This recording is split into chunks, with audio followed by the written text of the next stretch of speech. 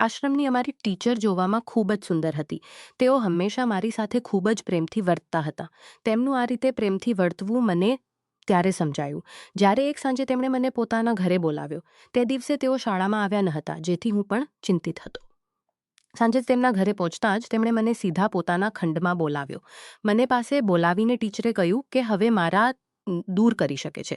આમ કહીને તેમણે મારા પેટમાં હાથ નાખીને મારું હથિયાર બહાર કાઢ્યું. પછી ઘોડી બનીને ત્યાં મને ક્યારેય સપનામાં પણ એવું ન લાગ્યું હતું કે મારી પહેલી નોકરી મારા માટે આટલી લકી સાબિત થશે. હું એક આશ્રમમાં ચપરાસીના રૂપમાં હમણાં જ નોકરીએ લાગ્યો હતો. આશ્રમમાં શાળાની એક ખૂબસૂરત શિક્ષિકા મારા પ્રેમમાં પડીને મને થોડા જ વિચારી પણ ન હતી. આટલા વર્ષોમાં ક્યારેય વિચારી પણ ન હતો. તેના બધા સબક જે હું કરી શક્યો ન હતો, તેના બધા સબક મને તે ટીચર આપનારા હતો. મારું નામ આદિત્ય છે અને હું 28 વર્ષની ઉંમરે નોકરીએ લાગ્યો હતો. જે જિલ્લામાં મારી નોકરી હતી ત્યાં જ હું રહેતો હતો. હું એક જ કામથી કંટાળી ગયો હતો. જલ્દી હું તે શાળામાંથી પોતાનું ટ્રાન્સફર કરાવવાનું વિચારી રહ્યો હતો. પોતાનમાં કંઈક રોમાંચક ઘટના બની. એક દિવસ આશ્રમમાં બાળકો વચ્ચે ઝઘડો થવા લાગ્યો. જ્યારે મારી નજર ત્યાં ગઈ ત્યારે મેં જોયું એ ખબર ન હતી કે તે ભીડમાં આશ્રમની નવી શિક્ષિકા છે. બાળકોના શોરશરાબાને સંભાળવામાં તે માસ્ટરની બાઈને તકલીફ પડી રહી હતી. ત્યારે મેં ઝઘડો સુલઝાવવા માટે તે ભીડમાં પ્રવેશ કર્યો. બાળકો માસ્ટરની બાઈને પૂર્ણ રીતે ઘેરી લીધી હતી, પણ તેમની વાત કોઈ સાંભળતું ન હતું. જેમ જેમ હું ભીડમાં ઘૂસ્યો, ટીચરનો હાથ અજાણતા હાથમાં આવી ગયો. હું બાળકોનો ઝઘડો સુલઝાવવામાં વ્યસ્ત હતો અને મારા દાંટવાથી બધા બાળકો શાંત થઈ ગયા. આશ્રમમાં હું સૌ સાથે મળીજુલીને રહેતો હતો અને સમય આવે ત્યારે બાળકોને દાંટ પણ આપતો હતો. મારા એક જોરદાર દાંટવાથી બાળકો પોતપોતાના વર્ગમાં ચાલી ગયા. કોઈ બાળકનો પગ મેડમના પગ પર લાગી ગયો હતો, જેથી તેમને સારી ખાસી ઈજા થઈ હતી. તેમનો હાથ પકડીને હું તેમને ટીચર રૂમ સુધી લઈ ગયો. ત્યાં પહોંચતા જ હું તેમના પગ પર મલમ લગાવવા લાગ્યો. તે વખતે તે રૂમમાં પર હાથ મૂકીને કહ્યું કે તું શાળાનો નવો ચપરાસી લાગે છે. મેડમે મારા ખભા પર હાથ મૂકીને કહ્યું કે તું શાળાનો નવો ચપરાસી લાગે છે. હું અહીંની નવી મેડમ છું. મારું નામ સંધ્યા છે. મેડમે જાતે એક ચપરાસી સાથે પોતાની ઓળખાણ કરાવી હતી. મેં તેમને નમસ્કાર કર્યો અને પોતાનો પરિચય આપ્યો. મેડમે કહ્યું કે નોકરીના પહેલા દિવસે શાળાના કોઈ કર્મચારી સાથે આ રીતે મુલાકાત થશે. આ મને ખબર ન હતી. મારી મદદ માટે ખૂબ ધન્યવાદ. મેડમના પગ પર પટ્ટી બાંધીને હું પોતાના બીજા કામ પર નીકળી ગયો. થોડીવાર પછી ફરી હું ટીચર રૂમમાં શિક્ષકોને પાણી આપવા આવ્યો. ત્યાં જતાં જોયું કે ત્યાં મેડમ જઈ હતી. હું તેમની પાસે ગયો. તેમને વધારે તકલીફ થઈ રહી છે. મેડમે માથું હલાવીને હામાં જવાબ આપ્યો. ત્યારે એક બીજી મેડમ ત્યાં આવી ગઈ અને સંધ્યા મેડમનું હાલ પૂછવા લાગી. હું ત્યાંથી જવા જતો કે તેમણે મને રોકી લીધો. તેઓ બોલી, આદિત્ય, સંધ્યા મેડમને વધારે તકલીફ થઈ રહી છે. શું તું તેમને તેમના ઘરે છોડી શકે છે? મેં સહમતિ વ્યક્ત કરી અને સંધ્યા મેડમના ઘરે છોડવા માટે નીકળી પડ્યો. તે દિવસે પહેલી વાર મેં તેમનું ઘર જોયું. હું તેમનો હાથ પકડીને તેમને ઘરંદર સુધી લઈ ગયો અને પછી તેમના ખંડ સુધી પહોંચાડી દીધો. આ પછી હું તેમના માટે રસોડામાં ચા બનાવવા લાગ્યો. મેડમ ફ્રેશ થઈને ખંડમાંથી બહાર આવી અને હું તેમના માટે ચા લઈને બહાર આવ્યો. ચા આપતા જ હું ત્યાંથી નીકળવા લાગ્યો. આ પર મેડમે મારો ધન્યવાદ કર્યો અને મારા ગાલ પર હાથ ફેરવતા મારી ખૂબ પ્રશંસા કરી. તેમની વાતોમાં મારી તારીફ સાંભળીને મને પણ સારું લાગી રહ્યું હતું. જે રીતે મેડમે મારા ચહેરા પર હાથ ફેરવ્યો તે બધું થોડું અલગ હતું. હું ઉંમરે તે મારા ચહેરા પર હાથ ફેરવી રહ્યા હતા. તેઓ 35 વર્ષના હતા, પરંતુ પોતાની ઉંમરમાં પણ તેઓ ખૂબ સુંદર હતા. પહેલી જ મુલાકાતમાં હું તેમના ઘર સુધી પહોંચી ગયો હતો. મેડમ સ્વભાવથી ખૂબ સારા લાગ્યા. તે દિવસ પછીથી મેડમનું કોઈ પણ કામ હોય તો તેઓ મને કહેતા. હું તેમનું દરેક નાનું મોટું કામ કરી દેતો હતો. તેઓ મારાથી ખૂબ ખુશ હતા. મેં કેટલાક શિક્ષકોને તેમનો જન્મદિવસ હતો.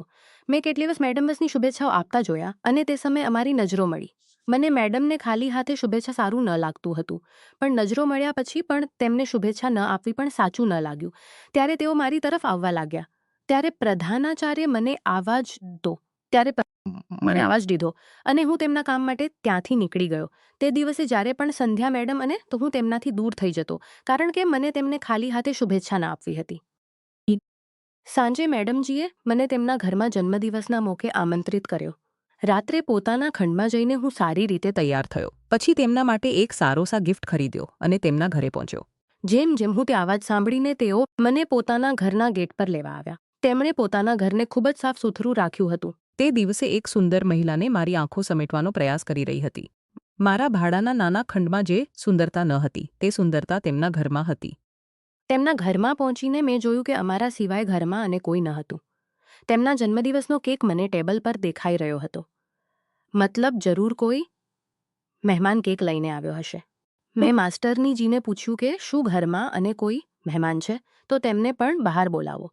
આટલી દેરથી હું એકલો જ અહીં બેઠો છું. ત્યારે તેમણે કહ્યું કે ઘરમાં મારા અને તારા સિવાય અને કોણ લાવ્યો.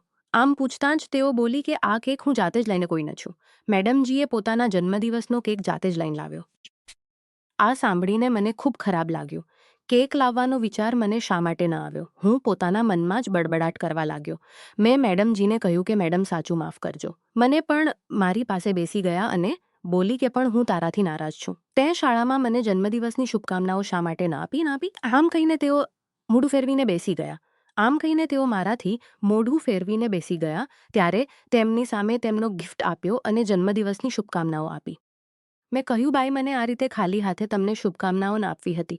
તેથી મેં સવારે તમને શુભકામનાઓ ન આપી હતી. તે ગિફ્ટ જ બનાવ ન આપી હતી. તે ગિફ્ટ જોઈને બાઈ બોલી, આદિત્ય, તને મારા માટે આઠવું જ મારા માટે શું જરૂર હતી? તારું આવવું જ મારા માટે પૂરતું છે. આમ કહીને મેડમજીએ મારો હાથ પકડીને કેક કાપ્યો. તેમણે મને કેક ખવડાવ્યો અને મેં તેમની પાસે પૂછ્યું કે તમારા ઘરમાં તમારા સિવાય જ અને કોઈ નથી. શું તમારા હસી પડ્યા અને બોલી પતિ મારા હજુ લગ્ન થયા નથી. મને લગ્નનો વિચાર બિલકુલ ગમતો નથી. તેથી હું પોતાનું સિંગલ જીવન જીવી રહી છું. તેઓ જોવામાં સુંદર હતા. તેમનામાં આટલી સુંદરતા હોવા છતાં તેમની સુંદરતાની તારીફ કરવા માટે તેમની પાસે કોઈ ન હતું. તેમના હાથમાં પણ ખૂબ સ્વાદ હતો. તેમના ઘર પર જ ખાણું પણ ખાધું. તેમની સાથે વાતો કરતાં કરતાં રાત થઈ ગઈ. ઘડિયાળ પર મારી નજર પડતાં જ મેં મેડમજીને કહ્યું કે હવે મને જવું ખૂબ મોડું થઈ ગયું છે. હું આમ કહેતાં જ તેઓ બોલી, આદિત્ય, આટલી જલ્દી શું છે? થોડું વધારે રોકાઈ જા. મેડમજી એકલા હતા. કદાચ આથી જ તેઓ મને રોકાવાનો આગ્રહ કરી રહ્યા હતા. હું મનમાં વિચારી રહ્યો હતો કે વાસ્તવમાં પણ ખંડ પર જઈને રોજની જેમ હું એકાવામાં શું સમસ્યા છું, તો આજની રાત અહીં રોકાવામાં શું સમસ્યા છે. હું મનથી જ વિચારી રહ્યો હતો કે ત્યારે મેડમે કહ્યું, આદિત્ય, આજની રાત તું અહીં જ રોકાઈ જા. સવારે જલ્દી નીકળવું હોય તો ચાલી જજે.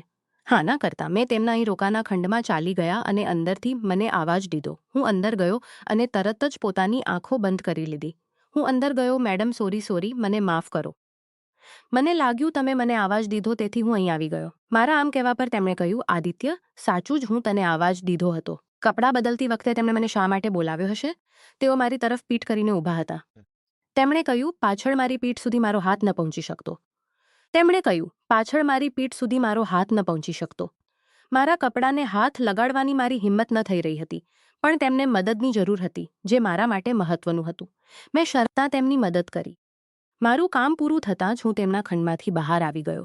તે રાત્રે મેં જેમ તેમના ઘરમાં જ વિતાવી. સવારે જલ્દી હું પોતાના ખંડ પર નીકળી ગયો, કારણ કે મારી યુનિફોર્મ ખંડ પર હતી. વગર તેના હું નોકરી પર ન જઈ શકતો હતો. થોડા આવા જ દિવસો વીતી ગયા. 2 દિવસ થઈ ગયા અને મેડમ શાળામાં નજરે ન આવ્યા. 2 દિવસ પછી મને તેમનો ફોન આવ્યો. તેમણે કહ્યું, આદિત્ય, મને તારી થોડી મદદ જોઈએ છે. તેમની એક આવાજ પર હું દોડતો તેમના ઘરે પહોંચ્યો. મેં જો એક આવાજ પર હેરો પૂરો ઉતરી ગયો હતો અને યોગ્ય રીતે તે ચાલવામાં પણ તકલીફ પડી રહી હતી. મેં તેમની હાલચાલ પૂછી તો ખબર પડી કે તેમની કમરમાં દુખાવો થઈ રહ્યો છે. આ જ કારણથી તેઓ પાછલા 2 દિવસથી શાળામાં આવ્યા ન હતા. હું મેડિકલમાંથી દવા લઈ રહી છું. પણ કોઈ ફરક અનુભવાતો નથી. શું તું ગરમ તેલથી મારી માલિશ કરી શકે છે? કદાચ આથી મને થોડો આરામ મળે. અત્યાર સુધી મેં તેમને મારી સાચી જરૂર હતી અને આજે તો તેવી રીતે કહી શકતો હતો. હું પણ ઈચ્છતો હતો કે તેઓ જલ્દી ઠીક થઈ જાય. રાતના વખતે હું તેમની કમરની માલિશ કરવા લાગ્યો. જેમ જેમ મારા હાથ તેમની કમર પર ઘૂમી રહ્યા હતા, તેમના મોંમાંથી આવાજો આવી રહ્યા હતા. કદાચ તેમને ખૂબ દુખાવો થઈ રહ્યો હતો. મેડમ જવાન હતા તેમની કમર પર. મારી નજર પડતાં જ હું પોતાના પર કાબુ ગુમાવવા લાગ્યો. પણ મેં પોતાને સંભાળ્યો અને પર કાબુ બહાર ચાલી ગયો. મેડમે કહ્યું, દિવસમાં પોતાની નોકરી કરી લે, પણ કૃપા કરીને થોડા દિવસ રાત્રે મારી પાસે અહીં રોકાઈ જા. મને થોડો આરામ લાગવા લાગશે દઈશ કે હવે તું જઈ શકે છે. તે બેચરા એકલા તેમની મદદ માટે આસપાસ અને કોઈ ન હતું. હું ત્યાં રોકાઉં કે ન રોકાઉં, આ જ વિચારમાં હતો કે ત્યાં બોલી, આદિત્ય, સંકટના સમયે પોતાના જ કામ આવે છે, પણ તારી ઈચ્છા ન હોય તો કોઈ વાત નહીં. મેડમ ઉદાસ થઈ ગયા હતા. ત્યારે મેં તેમને કહ્યું, હું તમારો પોતાનો છું. તમે બિલકુલ ચિંતા ન કરો. જ્યાં સુધી તમને ઠીક ન લાગે હું અહીંથી ક્યાંય નહીં જાઉં. મારી વાત સાંભળીને મેડમ ખુશ થઈ ગયા. તે રાત્રે જ્યારે મારું કામ પૂરું થયું ત્યારે હું તેમના ઘરે ગયો. મેં પોતાના હાથોથી તેમના માટે ખાણું બનાવ્યું. પાછલા કેટલાક મહિનાઓમાં મને ઘણા કામની આદત થઈ ગઈ હતી. પાછલા કેટલાક મહિનાઓ મને ઘણા મેડમ ખૂબ ખુશ થઈ ગયા. તેમણે મારો હાથ પોતાના હાથોમાં લીધો. તેમના માટે આ સામાન્ય વાત હોઈ શકે. પણ મારા માટે ને રાત્રે સૂવા પહેલાં મેં તેમને માલિશ કરી દીધી. માલિશ પછી હું હોલમાં જઈને સૂવાનું વિચારી રહ્યો હતો. માલિશ પછી હું હોલમાં જઈને સૂવાનું વિચારી રહ્યો હતો, પણ એ મને કોઈ વસ્તુની જરૂર પડી તો મારા જ ખંડમાં સૂઈ જા. તેમની પાસે સૂવામાં મને થોડી ઝંઝટ થઈ જા. રાત્રે જો મને કોઈ વસ્તુની જરૂર પડી તો હું તને ઉઠાવી શકું. તેમની પાસે સૂવામાં મને થોડી ઝંઝટ હતી, પણ તેમ જેમ ખંડની લાઇટ બંધ થઈ હું સૂવા લાગ્યો. અચાનક મને પોતાના શરીર પર એક હાથ અનુભવાયો. હું ચોંકી ગયો અને પાસનો નાઇટ લેમ્પ ચાલુ કર્યો. લાઇટ ઓન કરતાં જ જોયું કે મેડમનો હાથ મારા પેટની પાસે ઘૂમી રહ્યો હતો. આ જોઈને મેં તેમનો હાથ ઝટકીને દૂર કર્યો અને બોલ્યો, તમે હું તમારો કર્મચારી છું. તેમણે જવાબ આપ્યો, અહીં તું મારો કર્મચારી નથી. હું તારી મેડમ નથી. તને જોઈને રોજ મારું મન તારી પાસે વાનું કરતું હતું. પણ તું હંમેશા આટલી ખૂબસૂરત ઔરતથી નજરો ચુરાવીને દૂર ભાગે છે. તું ઇન્સાન તો છે ને? જેમ તેમણે આમ કહ્યું. મેં કહ્યું કે તમે મારા પર આ રીતે બેવજા શંકા ન કરો. હું ઇન્સાન છું, પણ તમારી અને મારી લેવલ મેચ થતી નથી. તો પણ તમે મારાથી પ્રેમ કરો છો. આ પર તેમણે કહ્યું કે હું અમીર ગરીબનો ભેદ નથી કરતો. પણ તું હવે મહિલાઓની જેમ લગ્નનું બહાનું બંધ કર. પણ મેડમ જેમ મેં આમ કહ્યું તો તેઓ બોલી, હવે તો મને પક્કો શંકા છે કે તું સાચો ઇન્સાન નથી. પોતાની કમી છુપાવવા માટે જ તું આ બધા બહાના બનાવી રહ્યો છે. છે ને મેડમ, મને ઉકસાવી રહ્યા હતા. પણ મેં આવું ન કરવાનો નિર્ણય કર્યો. મેં તેમને સાફ ના કરી દીધી. મેં કહ્યું, મેડમ મને પણ તમે ગમો છો, પણ મેં તમને ક્યારેય તે નજરે નથી જોયા. હું તે લડકાઓમાંથી નથી જે એક મહિલા સાથે થોડો સમય વિતાવીને તેને ભૂલી જાય. હું તમને પોતાની જીવનસાથી તરીકે જોઉં છું. મારી ઈચ્છા છે કે તમે પણ મને એ જ નજરે જુઓ. મારી વાત સાંભળતા જ તેઓ મારાથી દૂર થઈ ગયા અને બોલી, મેં તને પહેલેથી કહ્યું હતું અને તેથી કે મને લગ્નમાં કોઈ રુચિ નથી. મને લગ્ન વિશે થોડું વિચારવું પડશે. અત્યારે તો હું આના માટે તૈયાર નથી. તે રાત્રે મારા ના કરવાથી મેડમ નારાજ થઈ ગયા હતા. પણ સાચું, હું ફાલતુ લડકાઓમાંથી ન હતો. મેં મેડમને પોતાની પત્નીના રૂપમાં જોયા હતા. તે રાત્રે હું તેમના ખંડમાં ન રોકાયો અને હોલમાં જઈને સૂઈ ગયો. ખૂબ રાત થઈ ગઈ હતી, તેથી હું પોતાના ખંડમાં પણ ન જઈ શક્યો. બીજા દિવસે શાળામાં જ્યારે મારી અને મેડમની નજર મળી તો તેઓ કંઈક અલગ જ અંદાજમાં હતા. એ જ દિવસે મેડમે મને શાળાની બહાર અંદાજમાં હતા. એ જ દિવસે મેડમે મને શાળાની બહાર મેદાનને આપી દેવા. હું તો બસ ચપરાસીનું કામ કરી રહ્યો હતો. જ્યારે હું બહાર ગયો તો ત્યાં કોઈ પણ ન હતું જેને પેપર આપવા હતા.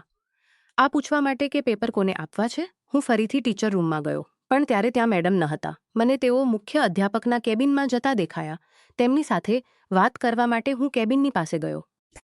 અંદરથી મને મલ્હોત્રા સર અને મેડમની હંસીની આવાજો સંભળાવા લાગ્યા.